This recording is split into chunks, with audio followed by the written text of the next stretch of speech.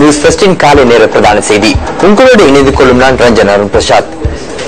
மலர்ந்திருக்கும் இந்த நாள் அனைவருக்கும் மகிழ்ச்சி பொங்கும் நாளாக அமைய வேண்டும் என இறைவனை பிரார்த்தித்து காலை நேர பிரதான செய்திகளை தொடர்வது தலைப்புச் செய்திகள். மத்திய வங்கியின் ஆளுநர் தொடர்பில் கோப் குழு பெற்றுக்கொண்ட வாக்குமூலங்களை பொருளாதார நிபுணர்களூடாக பரிசீலிக்க தீர்மானம். வில்பத்து சரணாலயத்தை அண்மித்த காணிகளை மீண்டும் அளவீடு செய்யும் நடவடிக்கை நிறைவு. ஜெலிபிஷ் தொடுகை காரணமாக தடை செய்யப்பட்டிருந்த அனைத்து கரையோர பகுதிகளையும் மீண்டும் திறக்க நடவடிக்கை.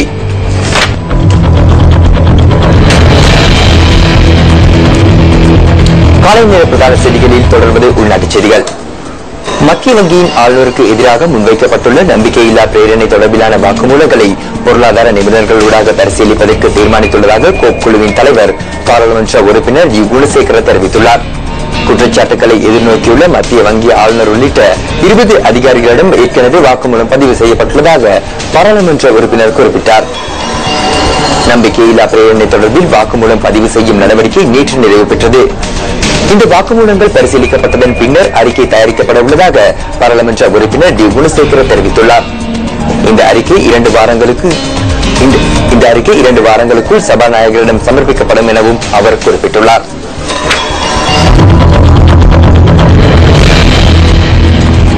வில்பத் சரணாலயத்தை அண்மித்த காணிகளை மீண்டும் அளவீடு செய்யும் நடவடிக்கை நிறைவடைந்துள்ளது.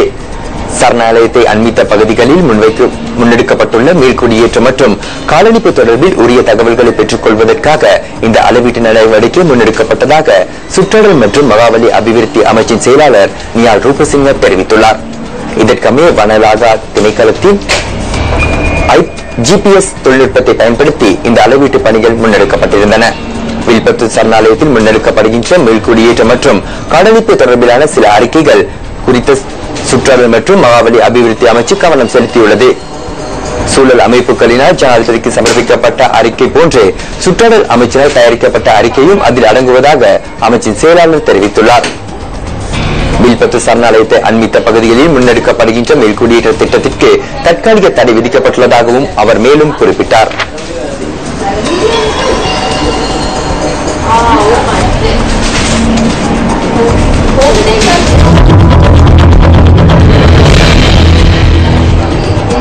H1N1 வைரஸ் தொற்று பரவுகின்றமை தொடர்பில் தெளிவூட்டும் ஊடகவியலாளர் சந்திப்பொன்று கொழும்பில் நேற்று நடைபெற்றது.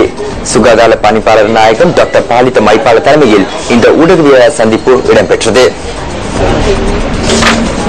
பொது ரோக லட்சண திபென்னி புண்ண கேஸ் பொதுவான நோய் அறிகுறிகள் காணப்படும். காய்ச்சல், இருமல், தொண்டை பிரச்சனைகள், சுவாச கோளாறுகள் போன்ற பொதுவான நோய் அறிகுறிகள் காணப்படும். இவ்வாறான நோய் அறிகுறிகள் தென்படும் போது இது சாதாரண நோய் அறிகுறிகள் என கருத்தில் கொண்டு சிகிச்சைகளை பெறுவதற்கு அவர்கள் வைத்தியசாலைக்கு வருகை தருவதில்லை. இவ்வாறான நோய் அறிகுறிகள் காணப்படும் பட்சத்தில் உடனடியாக அருகாமையில் உள்ள அரசு வைத்தியசாலைக்கு வருகை தந்து ஆலோசனைகளை பெற்றுக் கொள்ளுமாறு நாம் கேட்டுக்கொள்கின்றோம். ரோக லட்சණ තියෙනවා නම් දෙවෙනි දවසේම ළඟම තිබෙන රජයේ රෝහලට ඇවිත් ඒ වෛද්‍ය උපදෙස් ලබා ගන්න කියලා.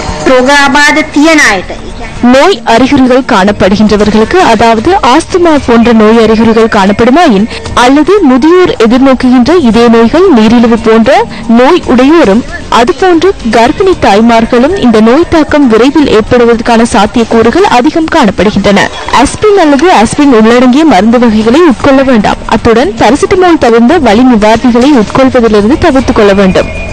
අරුණහම කිසිම වේදනානාශක ඖෂධයක් භාවිත කිරීම සුදුසු නැහැ.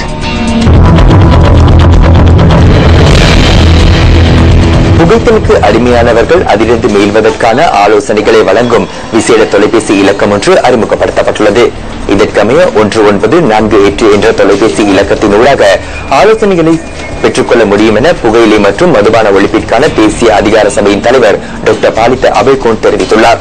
வார நாட்களில் அலுவலக நேரங்களில் இந்த தொலைபேசி இலக்கத்திற்கு அழைப்பை ஏற்படுத்தி ஆலோசனைகளை பெற்றுக் கொள்வதற்கான வசதிகள் செய்து கொடுக்கப்பட்டுள்ளதாகவும் அவர் கூறினார். எதிர்காலத்தில் இந்த தொலைபேசி சேவையை நீண்ட நேரம் செயல்படுத்துவதற்கு நடவடிக்கை எடுக்கப்பட்டுள்ளதாகவும் டாக்டர் பாலித அபேகோன் குறிப்பிட்டார். பயிற்சி பெற்ற சுகாதார பரிசோதகர்களின் ஊடாக இந்த ஆலோசனைகள் வழங்கப்படுவதாக புகையிலை மற்றும் மதுபான ஒழிப்பிற்கான தேசிய அதிகார சபையின் தலைவர் குறிப்பிட்டார்.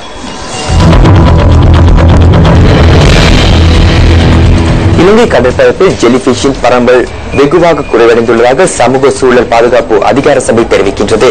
கடந்த சில தினங்களாக மேற்கொள்ளப்பட்ட தொடர் ஆய்வுகளிலிருந்து இந்த விடயம் உறுதி செய்யப்பட்டுள்ளதாக அதிகார சபையின் பொது முகாமையாளர் டாக்டர் டர்னி பிரதீப் தெரிவித்துள்ளார். இதன் பிரகாரம் ஜெலிபிஷ் தொடுகை காரணமாக தடை செய்யப்பட்டிருந்த அனைத்து கரையோர பகுதிகளையும் மீண்டும் திறக்க முடிவு என அவர் குறிப்பிட்டுள்ளார். இதேவேளை இலங்கையின் கரையோர பகுதிகளில் கரையொதுங்குகின்ற ஜெலிபிஷினால் உயிராபத்துக்கள் ஏற்படுவதற்கான வாய்ப்பில்லை எனவும் தேசிய விஷ தகவல் மத்திய நிலையம் தெரிவித்துள்ளது.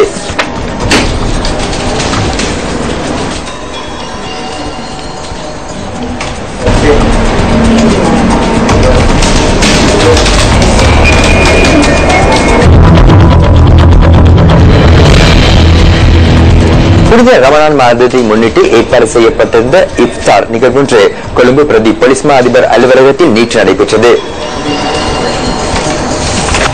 பொது அமைதி மற்றும் கிறிஸ்தவ விவகார அமைச்சர் ஜோன் அமரதுங்க, போலீஸ் மா அதிபர் என் கே இளங்கோன் ஆகியோர் தலைமையில் இந்த இஃப்தார் நிகழ்வு முன்னெடுக்கப்பட்டது. இந்த சந்தர்ப்பத்தில் தூதுவர்கள் உள்ளிட்ட சிலர் கலந்து கொண்டிருந்தனர்.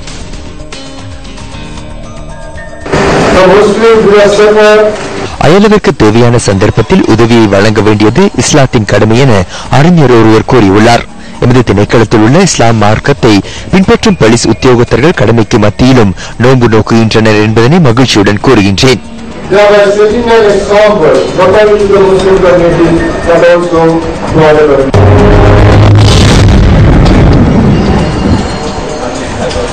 இம்முறை தென்மேற்கு பருவப்பயிற்சியில் எதிர்பார்க்கப்பட்ட அளவு மழைவீழ்ச்சி கிடைக்கவில்லை என வளிமண்டலவியல் திணைக்களம் தெரிவித்துள்ளது. எதிர்பார்க்கப்பட்ட மழைவீழ்ச்சியை விடவும் குறைந்தளவிலான மழைவீழ்ச்சியை இதுவரை பதிவாகியுள்ளதாக திணைக்களம் அறிவித்துள்ளது. இன்றைய வானிலை தொடர்பாக அறிந்து கொள்வதற்காக வளிமண்டலவியல் திணைக்களத்தின் வானிலை அதிகாரி முகமது சாலியினுடன் தொடர்பினை ஏற்படுத்தியுள்ளோம். வணக்கம்.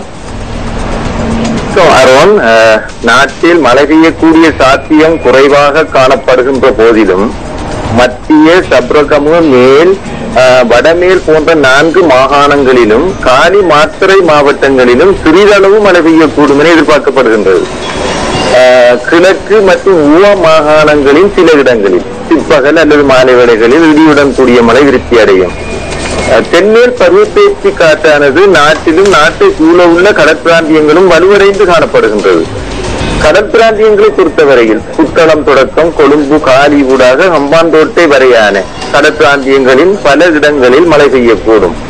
பிற்பகல் அல்லது மாலை வேளைகளில் நாட்டை சூழ உள்ள ஏனைய கடற்பிராந்தியங்களில் சில இடங்களில் இடியுடன் கூடிய மழை பெய்யக்கூடும்.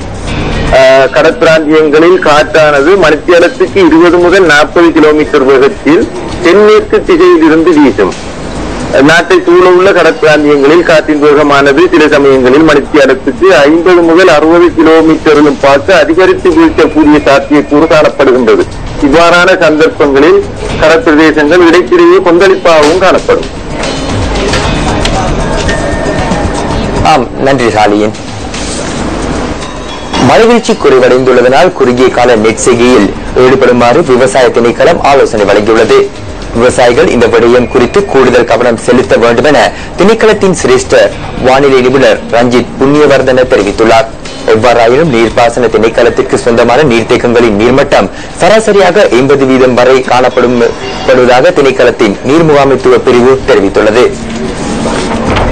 இத்துடன் நியூஸ் ஃபர்ஸ்டின் காலை நேர பிரதான செய்தி நிறைவு பெறுகின்றது. மீண்டும் சந்திப்போம் 10:25 ஒளிபரப்பாகும் எமது மணித்தியால செய்திகளுடன். வணக்கம்.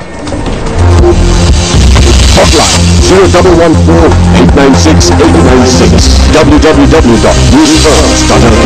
Feedback